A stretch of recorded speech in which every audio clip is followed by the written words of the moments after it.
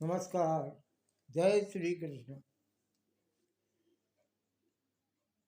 कार्तिक मास महात्म्य। कार्तिक मास महात्म्य का आज तीसरा अध्याय हम आपको श्रवण कराएंगे।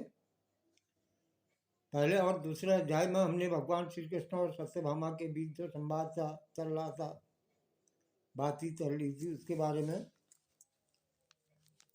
आपको सुनाया कि कैसे तुलसी जो है वो कल्प वृक्ष के रूप में परिवर्तित हुई सत्यभामा के यहाँ। सत्यभामा की पूर्व जन्म की कथा हमने सुनी। इसके बाद सत्यभामा कहती हैं कि आप सभी काल में व्यापक और सर्वशक्तिमान है। हमें आप ये बताइए कि कार्तिक मास ही सब मासों में श्रेष्ठ क्यों है। सत्यभामा जी पूछ रही हैं श्री कृष्ण से, हमें आप ये बताइए कि ये जो कार्तिक मास है ये सारे मासों में श्रेष्ठ क्यों है, और सब तिथियों में एकादशी क्यों श्रेष्ठ है, और आप सारे मासों में कार्तिक मास को ही अपना प्रिय क्यों बताते हैं, इसका क्या कारण है। तो भगवान श्री कृष्ण कह रहे हैं सत्यभामा से, सत्यभामा तुमने मुझसे बहुत अच्छी बात पूछी है, सुनो मैं तुमको इसका कारण बताता हूँ। ऐसा ही प्रश्न एक बार जो है नारद जी से राजा बेन के पुत्र राजा प्रसु ने पूछा था। बेन के पुत्र राजा प्रसु थे, कि श्रीमद् भागवत में इसकी कथा है। और जो राजा बेन के पुत्र राजा प्रसु थे, उन्होंने देवर्षि नारद से ऐसा ही प्रश्न किया था जैसा तुमने मुझसे किया। तो नारद जी ने उनको जो है राजा प्रसु को कार्तिक मास की महिमा बताई थी। नारद जी बोले, नारद जी बता रहे ना राजा प्रसु को, कह रहे हे राजन, एक समय शंकर नामक एक राक्षस बड़ा बलवान और अत्याचारी हो चुका था। उसने अपने अत्याचारों से तीनों लोगों को कंपायमान कर दिया था। उस शंकासुर ने स्वर्ग में रहने वाले देवताओं को जीत करके इंद्र आदि दसों दिक्पालों को के अधिकारों को छीन लिया था। उससे डरकर सभी देवता जो हैं सुमेरु पर्वत की गुफाओं में रहने लगे, शंख के डर से, शंख नामक राक्षस के डर से। देवता सुमेरु पर्वत की गुफाओं में निश्चित होकर रहने लगे। इधर जब शंख को पता लगा कि देवता आनंद से सुमेरु पर्वत पर रह रहे हैं, तो उसने सोचा कि ऐसी दिव्य शक्ति जरूर है जिसका कारण अपना अधिकार छिन जाने पर भी देवता बलवान होते चले जा रहे हैं। यह सोचते सोचते इस परिणाम पर पहुंचा कि ये सब वेद मंत्रों का बल हो सकता है।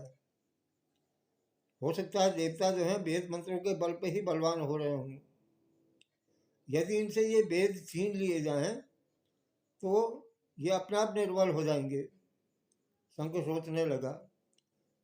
तो ऐसा सोचकर शंख ने भगवान विष्णु को सोते हुए देखकर सत्यलोक में वेद चुराने के लिए पहुंचा। उसको आता देख करके भगवान विष्णु ने उसकी नियत जान ली और उसके डर के मारे बीज मंत्रों के साथ समुद्र के जल में भगवान छिप गए, वेद मंत्रों को लेकर के, वेद के जो बीज मंत्र हैं उनको लेकर के। शंख भी वेद मंत्रों तथा बीज मंत्रों को ढूंढता हुआ समुद्र में प्रविष्ट हो गया। वो भी समुद्र में घुस गया, लेकिन न तो शंख को वेद मंत्र मिले और न ही बीज मंत्र मिले। वो वापस लौट आया निराश होकर के। तो इस समय श्री ब्रह्मा जी पूजा की सामग्री लेकर सब देवताओं के साथ भगवान विष्णु की शरण में पहुंचे और भगवान को गहरी नींद से जगाने के लिए गाजे बाजे बजाने लगे। धूप गंधा आदि बार बार इससे उनका पूजन करने लगे भगवान विष्णु का। इस प्रकार भगवान की निद्रा भंग हुई और देवताओं से श्री ब्रह्मा को अपनी पूजा करते देख भगवान प्रसन्न हुए और उनसे कहने लगे, देवताओं से, ब्रह्मा आदि से, मैं आप लोगों के इस कीर्तन और मंगलाचरण से प्रसन्न हूँ। आप अपना अभीष्ट वर मांगिए, मैं अवश्य प्रदान करूँगा। जो मनुष्य अश्विन शुक्ल एकादशी से देवोत्थानी एकादशी तक ब्रह्म मुहूर्त में उठकर मेरी अर्चना करेंगे, वह मेरे प्रसन्न होने के कारण सुख को प्राप्त करेंगे। भगवान कह रहे हैं, यह जो पाद्य अर्घ्य आचमन जल आदि सामग्री आप लोगों ने मेरे लिए लाए हैं, वह अनंत गुण वाली होकर के आपका कल्याण करेगी। शंख वेद चुराने आया था। शंख नामक राक्षस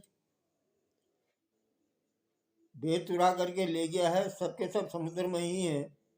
मैं उस शंकासुर को मारकर ले आता हूँ, उन बीज मंत्रों को और वेदों को। आज से मंत्र बीज और वेदों के साथ चारों वेद प्रतिवर्ष कार्तिक मास में जल में विश्राम किया करेंगे।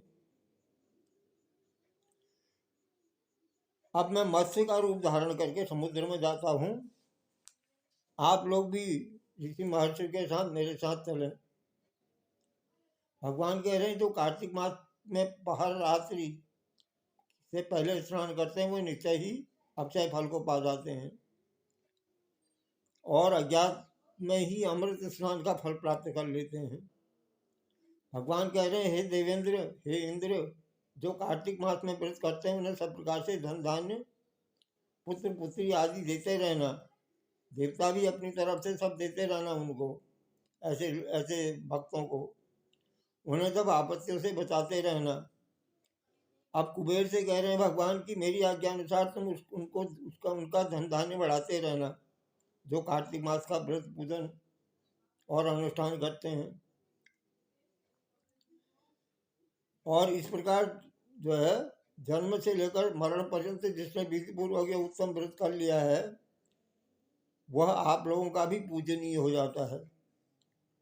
आप लोगों ने मुझे कार्तिक शुक्ल एकादशी तिथि को जगाया है, इसलिए यह एकादशी मान्य है और मुझे बड़ी प्रिय है। हे देवताओं, ये दोनों व्रत नियम पूर्वक करने से प्राणी मेरे समीप पहुंच जाते हैं। इन व्रतों के करने से जो फल मिलता है, वह अन्य व्रतों से नहीं मिलता। इसलिए हर मनुष्य को सुखी और निरोग रहने के लिए कार्तिक मास महात्मा और एकादशी कथा सुनते हुए नियमों का पालन करना चाहिए। इस प्रकार भगवान विष्णु जो हैं, देवताओं से बातचीत कर रहे हैं, देवताओं को बता रहे हैं कि एकादशी, कार्तिक शुक्ल एकादशी और कार्तिक मास महात्मा का क्या फल मिलता है। और देवताओं से भी कहते हैं कि आप लोग अपने अपनी ओर से उनको वर प्रदान करें। इस प्रकार इसका बड़ा महत्व है। इस प्रकार ये कार्तिक मास महात्मा का तीसरा अध्याय श्री राधा कृष्ण को समर्पित है। जय श्री राम, जय श्री कृष्ण।